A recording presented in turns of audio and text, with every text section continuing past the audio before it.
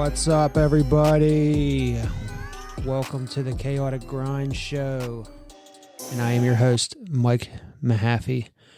And in today's show, I want to talk about. I found a post on Facebook.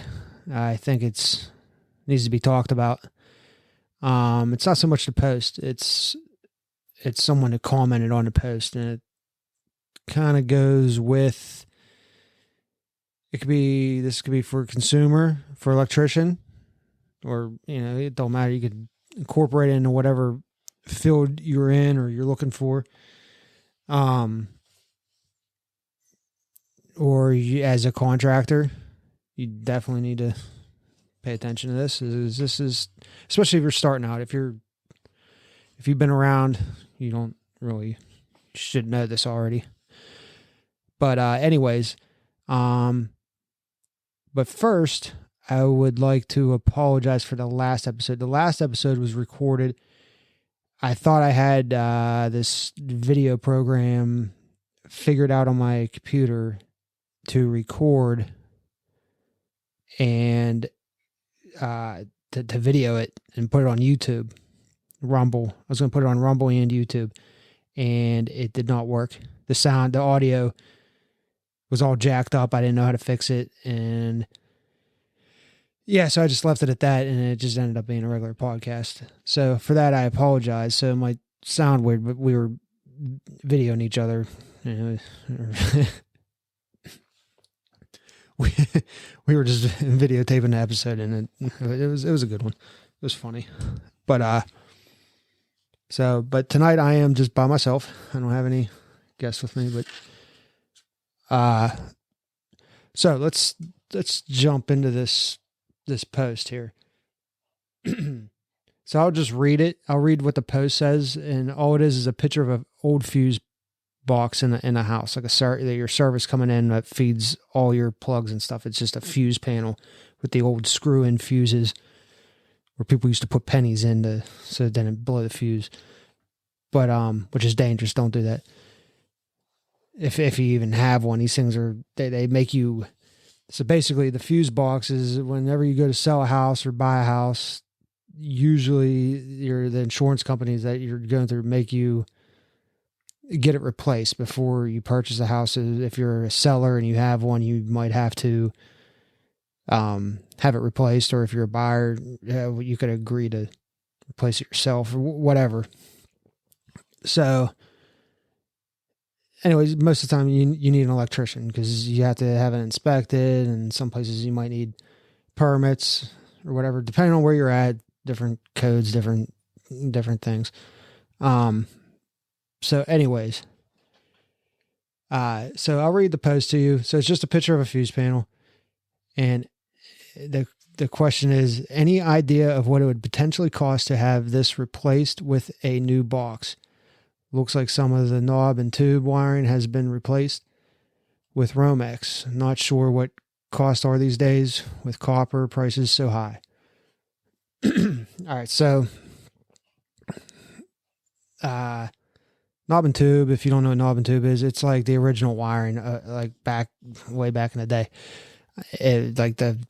When houses first started getting wired, that's what they used, and it's dangerous, especially now. You can't bury it in insulation, and it causes fires, basically.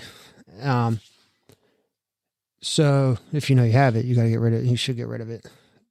That's a good idea.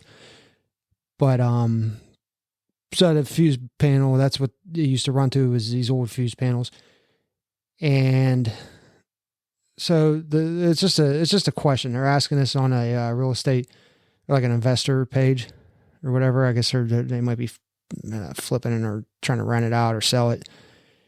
And typically what goes into these things, just so everyone will knows before I jump into what this one guy says, you have to replace, the majority of the time you have to replace everything from the inside out. And that's coming from down the side of your house into a meter socket, into the fuse panel. And I mean, it's costly. It's time. It takes a day to do it. And then you got to get inspected. You got to coordinate with the power company. You got to coordinate with the inspector.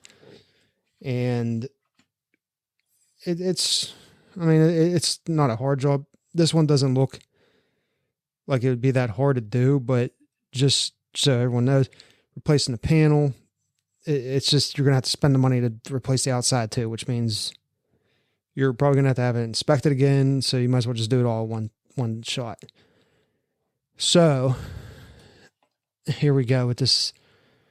I'm not going to say his name out there, but the comment below it, there was a bunch. So here's the prices that people started throwing out. Just so for, I guess you got 100 amp, 150 amp, and 200 amp panels is your typical residential sizes for services. And as the amperage goes up, the price goes up. So some people are saying, like 3 years ago, 1,700, which 2000, it was always like around $2,000 for 200 amp. Before this is, you could do it for 2,000, still make money, but if you're a contractor, 1,500 for 100. That was like the rule of thumb. 1,500 for 150 amp, and a 100 amp, depending on how intense the panel was and like what kind of mess you had to deal with. It was always around like $1,000, $1,200, and just replacing the panel. That's not that. I mean, you're probably looking between $800 to $1,000 for that. But people are throwing out these numbers, just like I said, around like from $1,000 to $1,500, $1,700, $2,000. There's the range is between $1,000 and I would say around.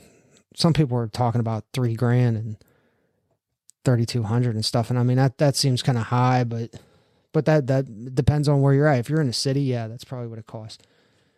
The city of Pittsburgh, it's its own little freaking place. You have to have your license for there. You have to pay for that every year, and so cost there is probably more money than what I deal with. I deal on the outskirts of Pittsburgh, and so I mean the costs have gone up with everything going up. So yeah, you probably are for 200 amp. You're probably looking around like, let's just say 2,500, and then 150 amp would be, let's just say 2,000. 100 amp, 1,500.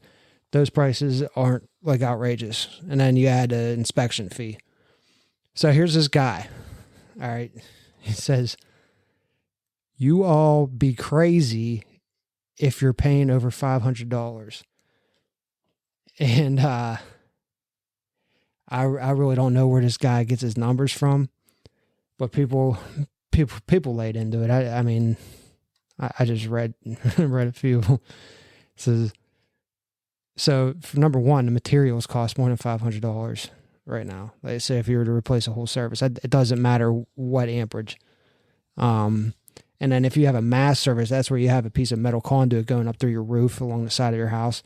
If you have that and you have to put that in, that piece of conduit is like $100 alone. I don't. It's probably more right now. So, and then everything else, it costs over $500. And then you got to pound in ground rods. It's ground wire. You got to run inside, outside. They didn't do that back in the day when they had fuse panels. They might have grounded the water line, but they didn't ground it right. So the $500 is out the window. It's bullshit. But so here, let me read. So this guy has a good response. It's funny. So here's another one. It says, I hope you don't have a company because you're making 100 to 200 on a service ain't going to pay the bills. I also don't hope you have someone doing the service with you because that would be completely taking advantage of your help because they know if they know any better. And he went along. He called Union electrician's lazy.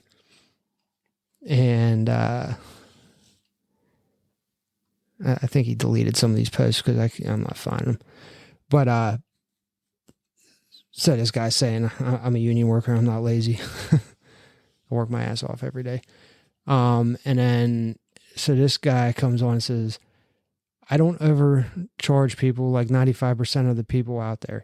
I do have a company of my own, also work a full-time job and a part-time job. Glad you're not lazy, most are. He said, IDT, I don't know what that stands for. It's overcharging if the vast majority of people charge $1,000 to $2,000 for a 200 amp service. Yeah, so then there's a guy with a picture of a $500 job, and the panel looks like crap. It just wires everywhere, and it don't look good. But anyways, this guy, he says he has his own company, he has a full-time job and a part-time job.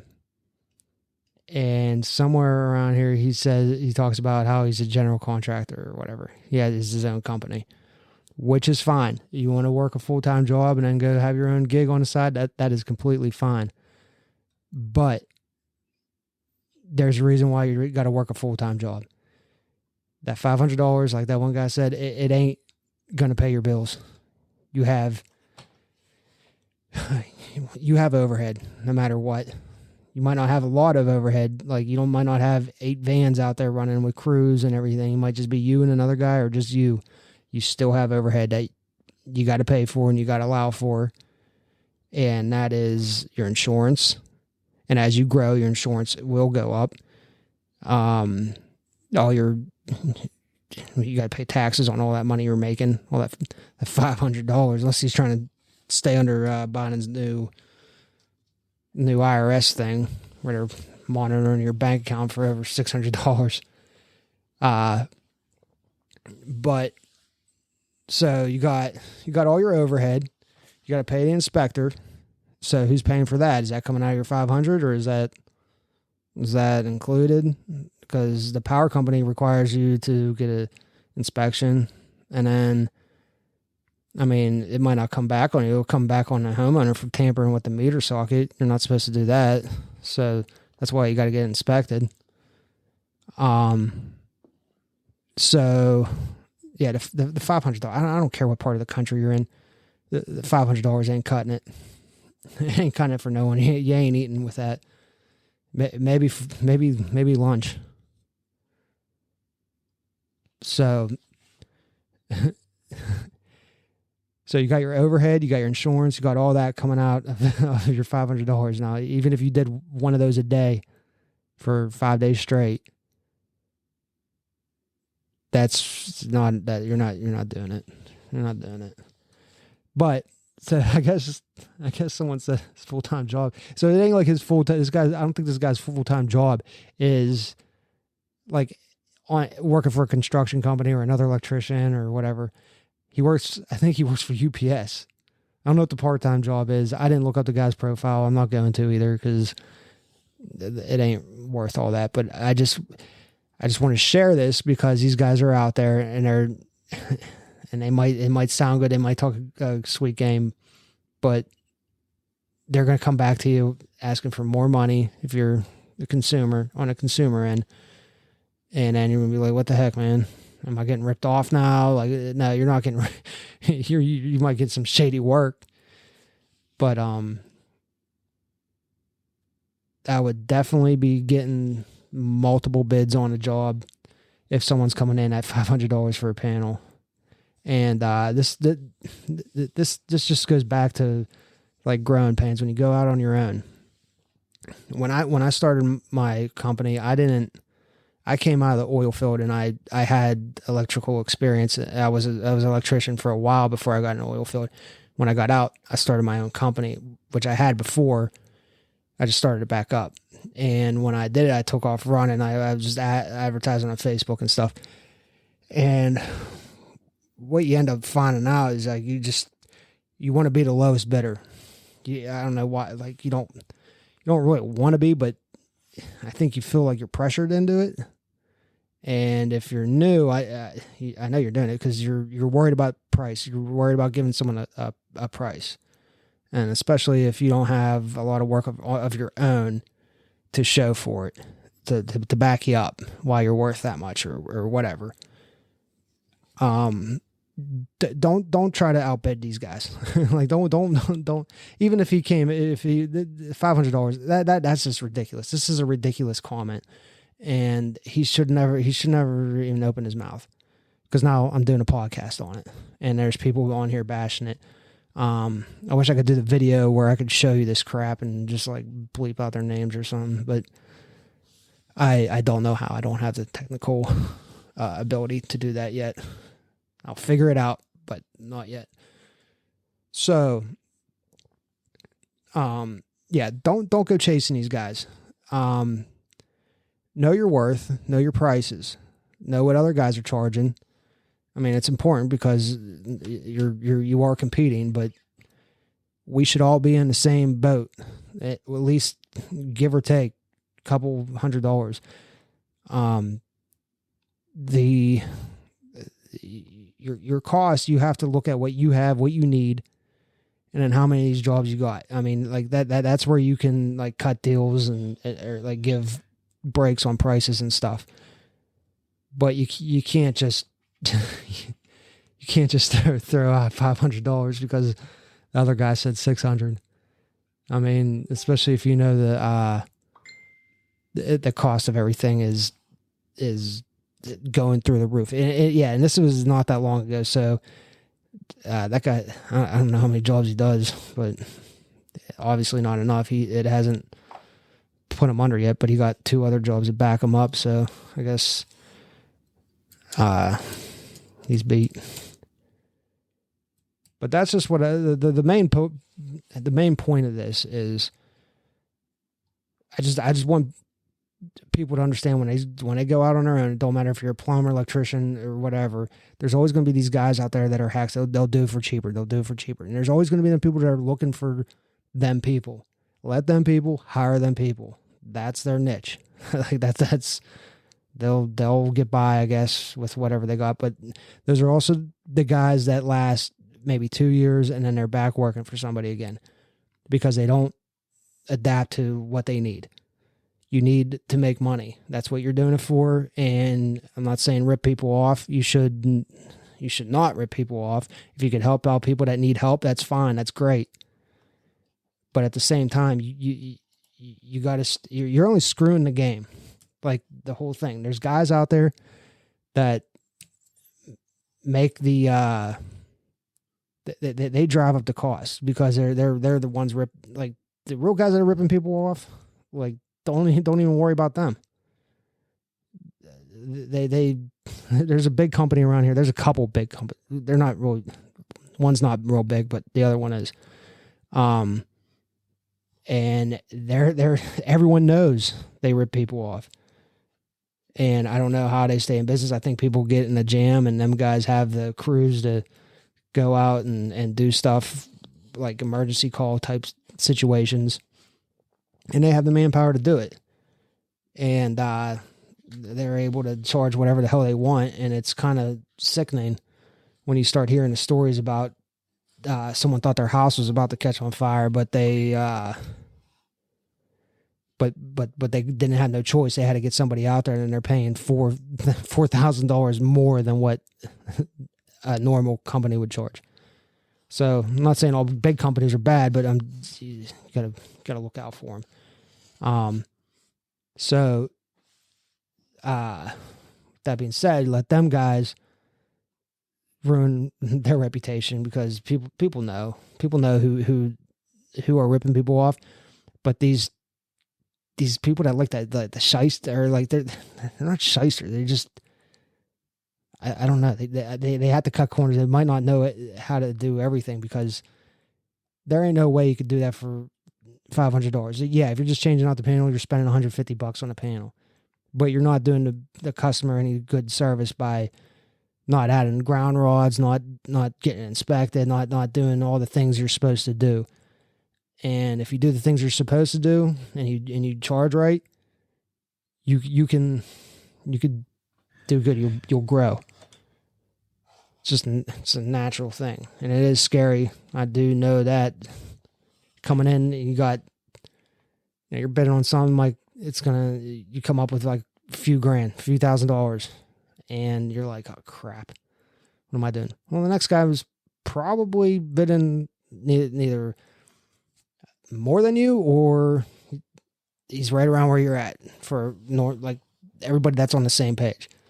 So you're not out of the ordinary if like for a service. If you for a 200 amp service, yeah, you're doing the whole industry a bad thing if you're trying to bid $500 on a job, or telling people that you shouldn't pay that, because now that person's thinking they're getting like, if there wasn't many people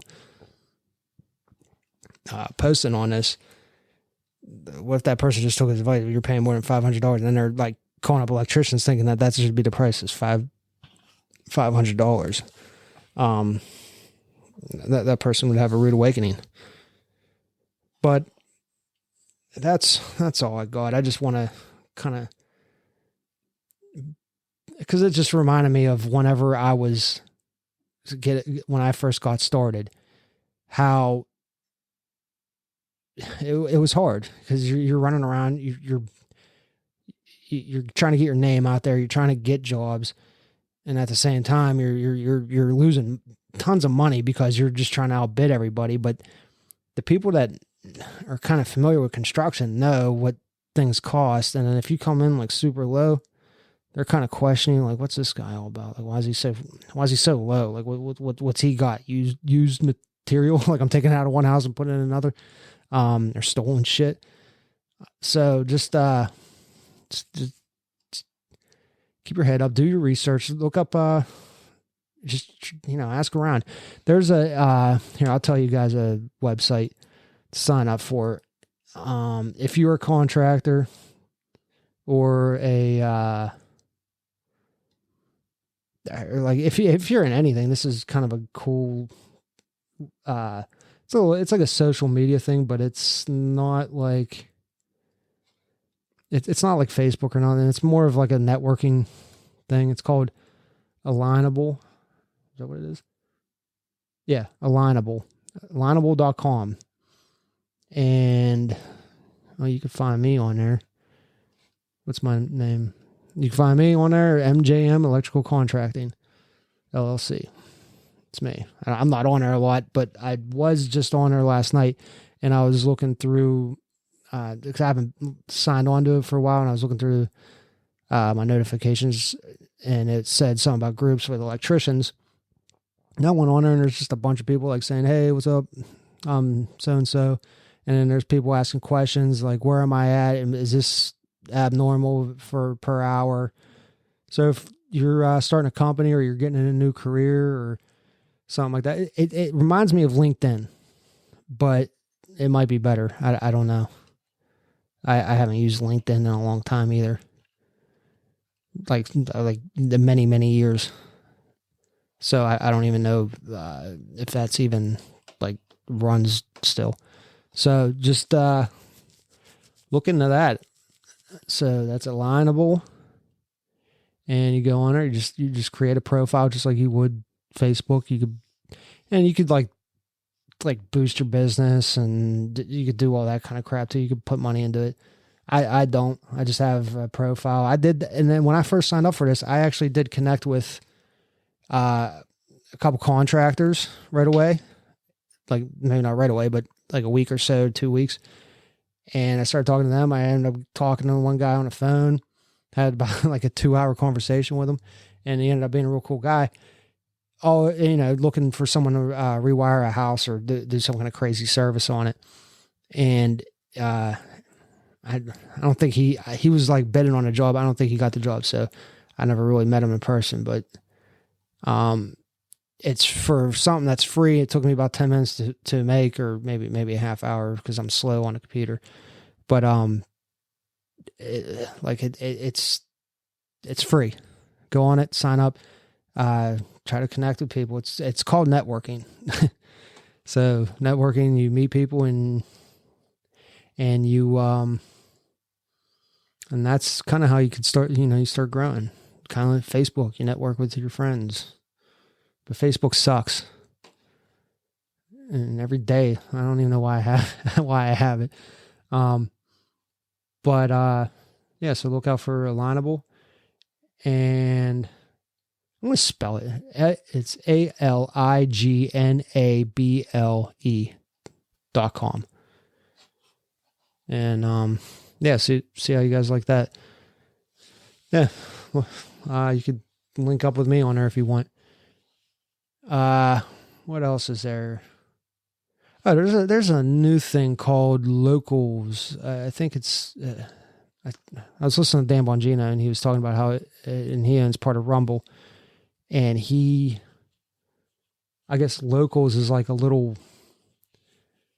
If you're not familiar with it, I guess it's kind of like TikTok. It's like a TikTok. It's more conservative, like things. Like it's not. It's just you could go on there, you could post a video, or you could watch people's videos. You could tip people. You can, if you create content, you can make your own videos, and you can have like a subscription based thing, where people pay to watch your videos. And I might be getting on to that. Just the only difference is you might not hear the intro music and the outro, which is no big deal. But I did sign up for that.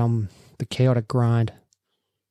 That's or I guess you'd search me at the Chaotic Grind on there, which is pretty cool. Maybe I'll make a video tomorrow or something. It's late right now. But yeah, you can find me on there. Maybe I'll make a video. You guys can start following me. That's called locals.com. There's an app on your phone. You can just use your phone, but on the computer, it's locals.com. And what else? As far as products go, well, is just like everything else, everyone is extremely busy. We do have a bunch of baby stuff coming up, and actually it might be baby stuff in like dog bandanas for your dog.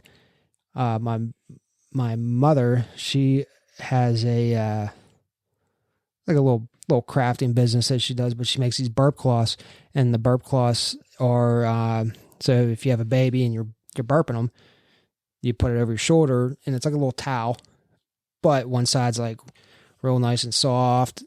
There's two different kinds. One's nice and soft, then the other side's just like regular fabric, like a pattern, which is all. It's soft too. But there's another one where the one side it's a little bit, it's soft, but it's like a little bit rugged. So like I guess if they're eating solid foods or something, like not solid, like oats or something, it's a little bit more messy. You need something to clean it up better. But they're really nice. We use them for our kid, and we've been kind of selling them around here a little bit, just word of mouth. But I'm going to get them on my website, thechaoticgrind.com. I know it's crazy just for babies, but it's something. It's made right here in my town, and I'll get that stuff up there. It's just been really hectic right now with my electrical business, and I've been trying to just keep up, and I've been wanting to do more episodes, and they're coming. We're just trying to get things settled. We're growing. I'm a growing company, and I got to get some things straightened out.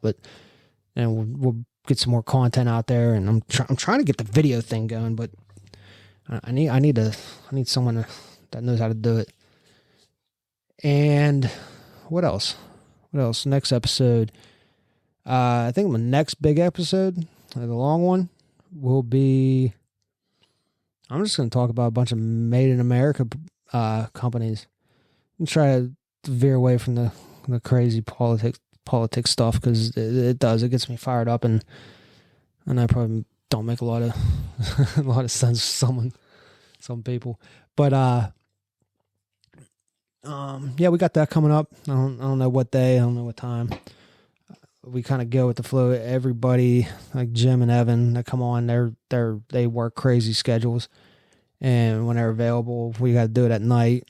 And then it's always during the week, and I always have to work, so and then they get off the next day. But so we try to make it all work. So just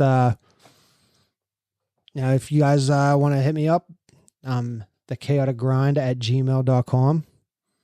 That is thechaoticgrind@gmail.com. Everything should be in my little bio and the Spotify or iTunes, wherever you're listening to me at. It should be all in there. All right. So, well, everybody, you guys have a good night or day, week, wherever you're at in the timeline of things. Bye.